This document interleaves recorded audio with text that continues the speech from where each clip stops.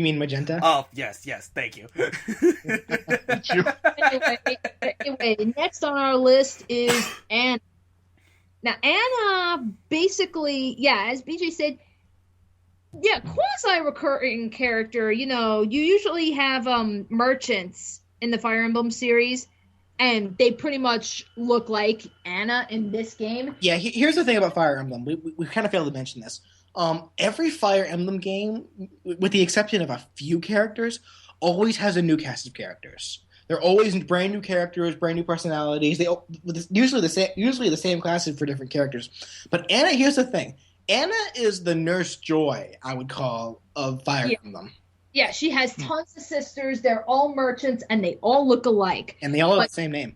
Yeah, and they all have the same name. It's just in Fire Emblem Awakening, if I recall from what I've read, this is the first game to actually make an Anna a playable character. Yes, you find one of the Annas, being attacked by some thugs, and then you find her again, but it's actually a different Anna, and then this one actually joins your party. Anna overall is just a very greedy woman. She loves setting up shop. She loves making deals. She's just a generic stereotypical greedy merchant. Everything she does for money. Yes. You can even tell in some of her battle quotes as well. Yeah. Yeah, it's like, I make deep cuts. Yeah. And it's also important, or I guess interesting to note, that Anna is actually one of the few characters where, you can't really marry her off with anybody. Her supports are very, very limited, but the only character she can marry is Robin. Yeah. She may have a couple of conversations with some of the characters you get way later on in the game, but as far as marrying, Robin's your only option. Yeah, and it's she's just really there was actually a file where I did marry Anna.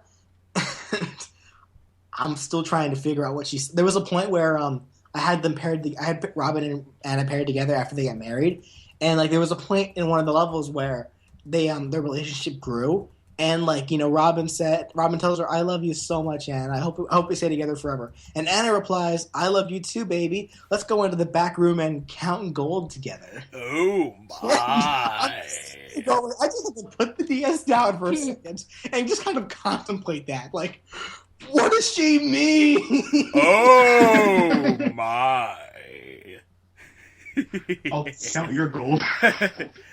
It's really? I don't know. But really, yeah, it's Anna, in terms of anything, is probably one of the characters because she only has, I believe, 2 supports between Robin and then a later character. She has probably some of the least character development. So I will say her saying when you marry her is pretty funny. So I actually have it right here. So all right. Here we go.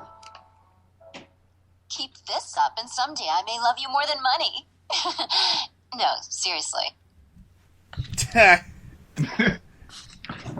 Yeah, she's just your typical greedy merchant. I do like it though when you meet Robin's kid. One of the remarks she makes is, "Just so you know, you have a lot of ants." All right. So, unfortunately, there's not too much else we can say about Anna. She's very nimble. She's very quick. She's very magic oriented at the same time, but she also uses a sword. So, right. But aside from that, like we said, we can't say much else about her. So, okay. So let's go ahead and move on to the character that Danny's mentioned multiple times: the pink-haired, lovely shy dancer. Keep this up and someday I may love you more than money. No, seriously.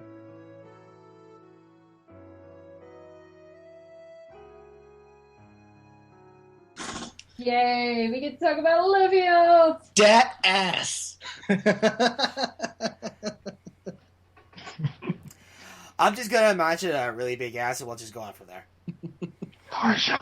Yeah, here's the thing with Olivia. Like we said, Olivia's the dancer character. In Fire Emblem Awakening, well, in other Fire Emblem games in general, dancers, they have the unique ability that their dancing can allow another unit to attack a second time in a turn.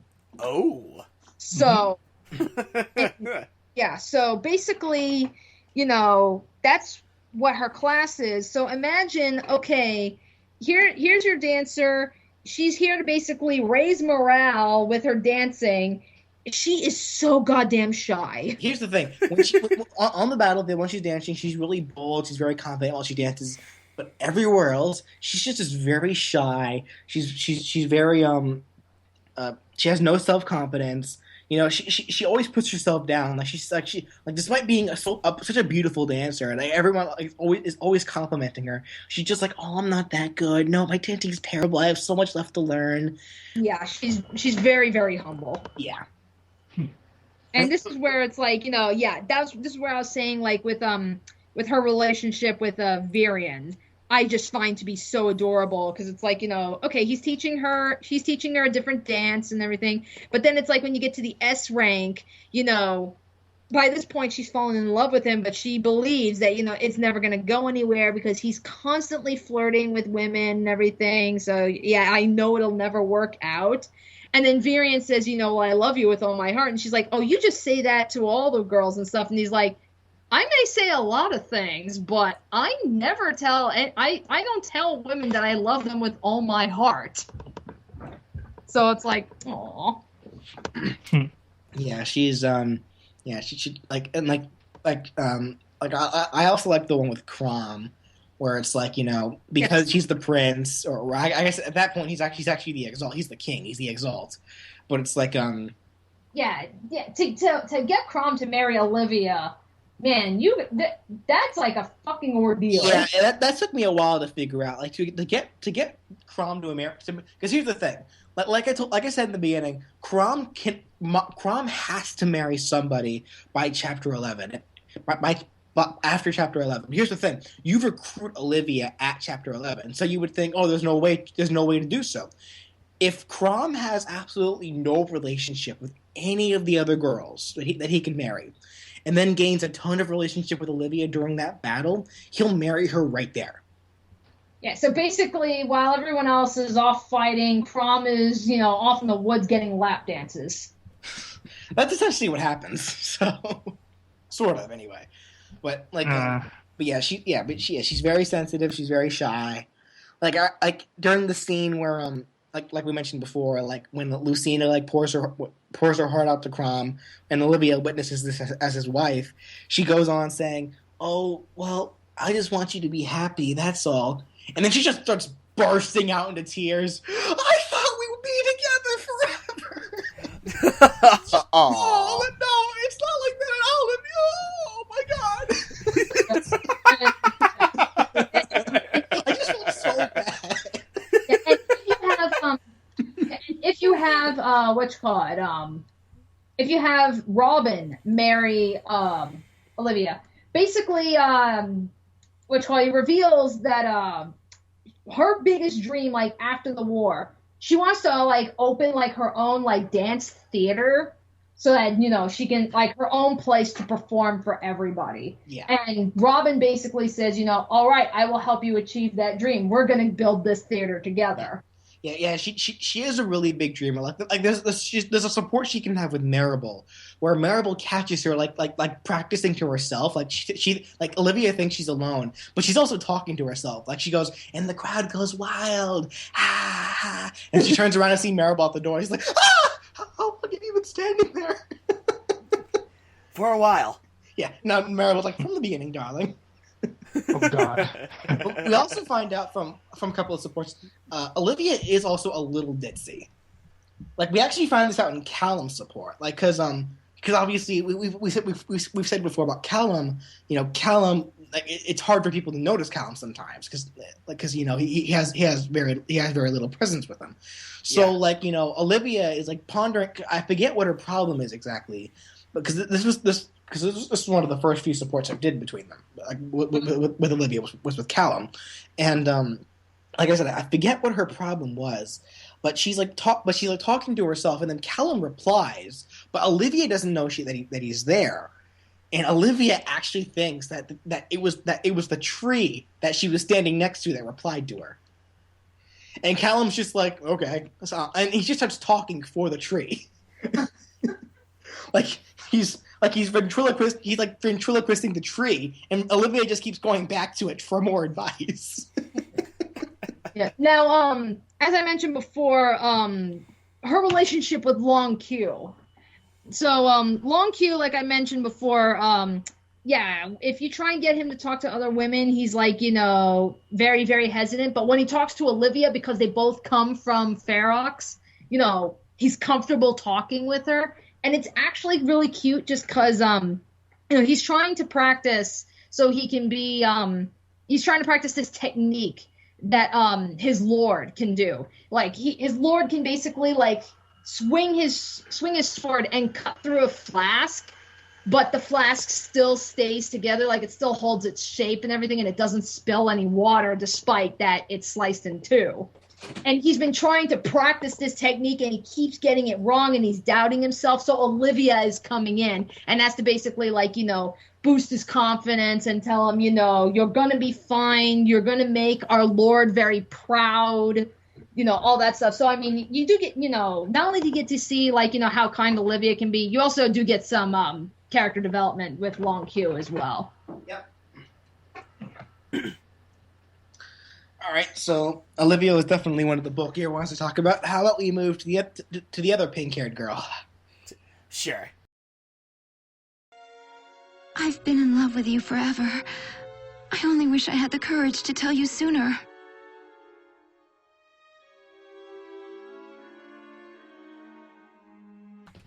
That pink-haired girl being Cherche. Yay! Cherche. And I like her. She rides dragons. Yes, Cherche is. She's very cool. Like, we meet her at first, like when Virion reveals who he really is, because Virion at first kind of appears out of nowhere at the very beginning of the story. We don't even know where he's from. We find out like midway through the story after Crom gets married and then after a 2-year skip that Virion is a duke to a neighboring country, and that and then he brings along Cherche, who like Frederick is to Crom, is Virion's noble knight, except because Virion's no longer a duke, she essentially doesn't serve him anymore. But a certain amount of loyalness does keep her to help him out. So yeah. But like I said, her class, she's Weaver and Rider, so she literally has a dragon, Minerva, and oh my God, does she fret over this? I mean, that's really where a lot of her comedy is. Like, yeah, you wouldn't think, but she is a comedic character. She has her pet dragon is named, her pet wyvern named Minerva. Which we find out from support conversations. When Cherche was a little girl, she was practicing to be a cleric, but then she wandered into a valley that was just that was inhabited by wyverns, and she met this little baby dragon, who she kind of had a little wrestling match with, and she ended up taking it home, and then the two have been together ever since. And Cherche just has the oddest tastes in like what is cute and what is not, because. But like this, her dragon Minerva, this huge grizzly drooling beast. She thinks it's like the cutest thing ever. She's just like, isn't it so adorable when she drools? Oh, she's playing with you. Meanwhile, she's trying to bite someone's head off. Lord, yo. And another interesting thing, if you do the relationship with Donald. Basically, her exploits of like how she first met Minerva, basically like unintentionally made her like this freaking like epic hero throughout the land. Like Donald was basically talking to her, he was telling her about how he grew up listening to this story about how this child wandered into the valley and beats up a dragon, and and he's like, oh, that is so strong. That's such an epic hero. That's what I want to be like. And she's like, that's not how the story went.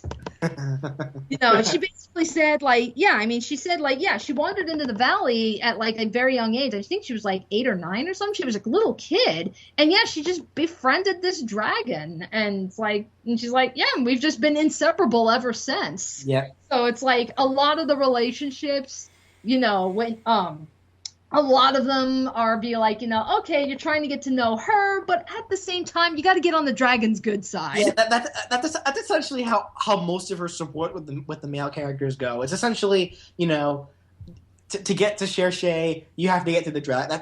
That's essentially how it worked for Donald. That's how it kind of went for Vague, because that was actually the most recent support I did for Cherche was with Vague, and with Vague, he tried wrestling Minerva, who just beat the crap out of him. And while Cherche was tending to his wounds, to his wounds, the next day Vague tries it again, but this time Minerva was actually playing with him, and then Vague actually starts taking care of him, and Cherche was just like, oh, I'm so glad the two of you are getting to know each other, but don't forget, she's my dragon. Don't get too close to her, she's mine. And Vague says, okay, she's your dragon. I'm cool with that. Get close to my dragon, I will gut you. And actually, I said earlier that Cherche has an odd sense of what she thinks is cute. You'd think, I thought at first it was just Minerva that she thought was cute because as an odd taste. No, actually, in the Experience DLC when you fight zombies, she actually says, "Oh, aren't you some adorable little things? Aren't you an adorable little sight? If I weren't trying to kill you, you'd make a perfect playmate for Minerva." It's like, Cherche. She's that kind of character. Oh, Jesus Christ, imagine playing as her in Left 4 Dead 2. This ragdoll, stitched up, really grody looking undead zombie. And it's just like, So, yeah, but I like Cherche. She is nice, so. Mm-hmm. She's just very obsessed with her dragon, is all. Yeah. Nice. She's like a crazy cat lady, except her cat is kind of mean. That's the best way to put it, honestly. I want to see her in the next How to Train Your Dragon movie. Oh, that'd be brilliant. Okay. I would pay big money to see that. Yeah. Anyway, all right, so let's go on to the next character. Oh, wait. Here he is. It's funny. Being close like this just feels right. It's as if it was always meant to be.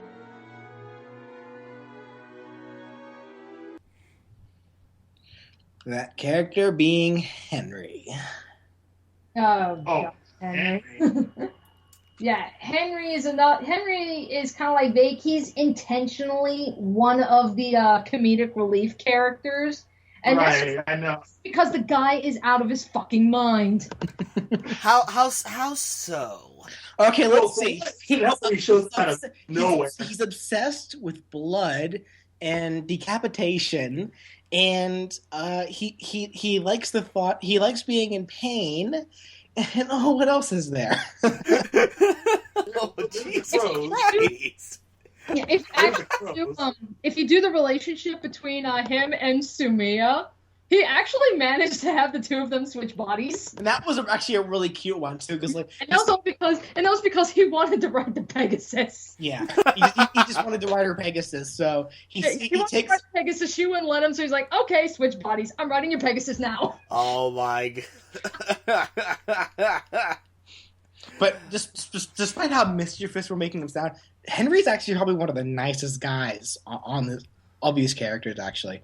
Because he is just like Larger, he's a dark mage, so he casts curses, but his curses he actually only uses for good. Yeah, and that's especially noticeable if you have him marry Robin. Because it's like, he does this whole thing, like, he's trying to help Robin come up with plans. So he comes up with this idea, and he's like, oh, I know, when we're fighting the Risen and everything, I can cast this curse that, we can raise the Risen ourselves, and they'll be on our side. And, Avatar's like, yeah, but then they're just going to kill everybody, including innocent people. So he's like, oh, yeah. A few other notable ones are with Sumiya, because of Sumiya's clumsiness, she accidentally breaks a bunch of plates. So Henry uses a curse so that for one day the plates would be fixed, And like the next day, like after a whole day passes, they'd break again. But just he did it temporarily just to give Sumiya enough time to go buy some more. And like we mentioned before, like with Noe, like he tried to create like a friend for Noe, and then like I know, let's get married and have babies. Yeah. That had to have been like the funniest freaking marriage proposal ever, because it's like, well, at least he's honest. Actually, you know what? The most recent one I did, this is actually probably the most adorable one with Henry. Right. I recently had to marry Lissa. Oh, okay. And this one, and it was so adorable because like Lissa, because of what happened with her sister and all the killing that's been going on, she's just been having trouble sleeping, and she's having really restless nights. So Henry comes along and is like, "You're having trouble sleeping? Well, I'll just cast a sleep curse on you so you can get a good night's rest." So like the next day, Liz is actually really well rested. She really likes it, and she's like, "Thank you so much, Henry. I never felt so alive. But I thought curses were bad." And Henry was like, "Well, normally they are. It's like for this particular curse, I had to commit a sacrifice. But normally little birds will do just fine." And so it's just like, "What? You had to kill a little birdie for me? No, I don't want that. That makes me feel even more guilty." And then eventually, so then Henry's like, "Oh well, I guess I won't commit any more curses then. Curses on you if that's what you want." And like the next one, like Lissa goes back to being like sleeping restlessly until eventually she just collapses like while she's talking to Henry, and Henry catches her. But then she's like, "Oh, Henry, you're so warm," and then just passes out on top of Henry.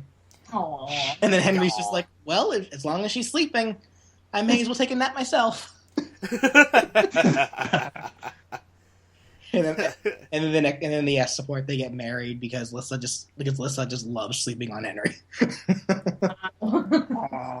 Oh, you're so warm. Oh, that one I found really cute. Yeah. But back to Henry's obsession with decapitation and blood. Oh yeah, right. He's a nut job. Okay. It's funny. I've never actually done this before, but apparently, if you have Henry marry Olivia, you find out the ring that he presents Olivia was actually a ring that he took from a fallen enemy that he killed, but he took off her he actually tore off her finger with the ring on it and then presented the ring to Olivia with the finger still in it. Oh my god! Oh my god! What the fuck? That's morbid, man. Olivia still apparently accepts, but it's hysterical. Well, I mean, that's like, but then again, I mean, it's like, what's called? He's like the one guy where he even has like his own battle victory animation. Like he just starts laughing. Yeah. And it's like, you know, even like his ending cry, he'll just laugh. He'll just go like, hee hee, blood. Tee. Or he's just so enthusiastic. He's just so enthusiastic. Like when he gets a critical hit, one of his things is just like, "I'm gonna kill you." Yeah, and it's especially funny for me just because his voice actor, Bryce Papenbrook, he also voiced Zidane in Dissidia, and Zidane's my favorite Final Fantasy hero. So every time I hear that, I keep thinking, "Oh my God, Zidane's lost his mind." He also voiced Red in Pokemon Origins. So. Oh, God. That's why I damn like him so much more. God. Oh, Actually, okay. I guess that explains. I think another one of Henry's funniest moments is actually excuse me, when he proposes to Sumiya. Like we mentioned before, how he switches bodies with Sumiya. He does convince Sumiya to let him do it again, so he can write the Pegasus. But secretly behind Sumiya's back, while Sumiya was in Henry's body, Henry actually took Sumiya's body to a jewelry store and fitted a ring for her. And then when he proposed to her, he said, "Well, she's like, do you have a ring?" And he's like, "Yeah, you're wearing it." He's like, how did you? I was like, I took your body to fit you for a ring, so that way I didn't have to guess. And Sumiya's like, "That must have made me look very sadistic." He's like, "Yep." Oh God. Hope you liked it. So for the sake of being able to try to get a ring for Sumiya and to fit it, he essentially made Sumiya look like a jewelry lover that buys jewelry for herself. And he admitted it. He knows. He knew. All right. That being said, question: Do you want to save the kids for last, or should we continue going in order of characters that we obtain? Because there are still a bunch of characters that aren't. I say save the kids for last because, man, I got a lot to say about the kid characters. So. All right, then. So we'll save the neighboring Balnami's female swordsman for next. Then. Okay. I'll love you with every ounce of my blood until I die. Ooh, when do you think that'll be?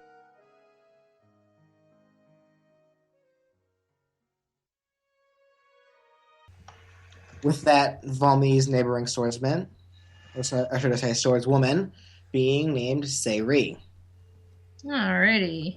Yeah, Sayri, I like her, but sadly, I don't think there's not nearly as much to talk about her, and I think part of the problem is she is introduced into the story pretty late. She doesn't really have nearly as much development as some of the other characters. At least that's how I feel. And not only that, she has the same issue as Anna, whereas she only gets like maybe 3 support conversations. This is true, yes. Though that being said, unlike Anna, Sayri does have a little more development within the story because she is actually a required plot important character for you to get. Mm-hmm. While I personally don't use her that much, from what I have seen of her, she seems like just a generally okay character. She's loyal, she's understanding, she's loving too, especially considering what happens to her brother. But that's a different story. Yeah, right, but Sayri was definitely one of my more favorite characters to use in the game. Yeah, see, I've never really used her just because I had invested so much time in Long Q that by the time Sayri comes in, it's like, I've already got somebody like you. Yeah. But that's at least how I approach it as far as the gameplay perspective is concerned. But yeah, as far as story goes, she does play a big role in the second half of the game. Yeah, I love her. I love her ability that she gets later on in the game, Astra. That ability is amazing. Well, that's an ability that pretty much anybody with the option to get a Swordsmaster can have. So yeah, Sayri is still not exactly that special by a gameplay motive. Well, even then, it's still a pretty good ability for her to have, especially considering her weapon type. Mm-hmm. Okay. Yep. But yeah, I mean, it's like from what we do see of her, I agree. I do like her. She's very loyal, very honorable. I guess, obviously, I think with her attire, it makes it very obvious that, obvious Asian influence. But I mean, even like as far as like, because you do hear a lot about the culture of Chonsin, which is where she's from. And you do get to hear a lot more about the culture and what they believe and everything. And I mean, it is very like deeply rooted in like, Asian culture, Asian mythology, that kind of stuff, which I thought to be pretty interesting, especially in a world where, it's all like, I guess you can call it European medieval fantasy. To have something like very like, Asian in there is a nice way to shake it up, but they do it justice. Yeah. With that being said, something else I think we forgot to mention. She is actually a princess, and I feel that a lot of her greatest character development does come from her brother, which we'll get into later. Yeah. But so I guess with that being said, for now, I guess we can technically go ahead and wait to save Sayri until we get to her brother later on. Okay. All right. So with that being said, we'll go ahead and move on to the voice. The voice.